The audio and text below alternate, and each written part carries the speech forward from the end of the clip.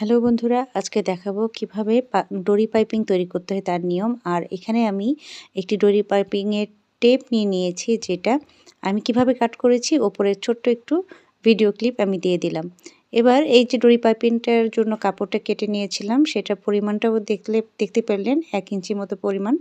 আর এটাকে আমি কোনা করে কেটে নিলাম এবং মাঝখানে যে চোকা অংশটা ছিল সেখানে আমি একটু সুই সুতার মাধ্যমে এটাকে সেলাই করে নিলাম। আর এই যে সুতোটা আমি কিন্তু কাপড়ের মাঝখান দিয়ে রেখে এবার সেলাই করে নেব। আপনারা এই ক্ষেত্রে সেলাইটা দিবেন হচ্ছে ততটুকু পরিমাণ যতটুকু আপনি পাইপিংটাকে ডরি পাইপিংটাকে চওড়া রাখতে চাচ্ছেন, মানে যতটুকু মোটা বা চিকন করতে চান সেই অনুযায়ী সেলাইটা বসাবেন। এই যে আমি সেলাইটা করে নিলাম। এবার করব কি, এই যে সুইয়ের মাথাটা ধরে টান দিব, অর্থাৎ ভেতরে যে সুতাটা আছে সুইটা ধরে আমি টানতে থাকবো এবং সুতাটাকে বের করে দেব। তার আগে অবশ্যই কাপড়টাকে ভেতরে ইনসার্ট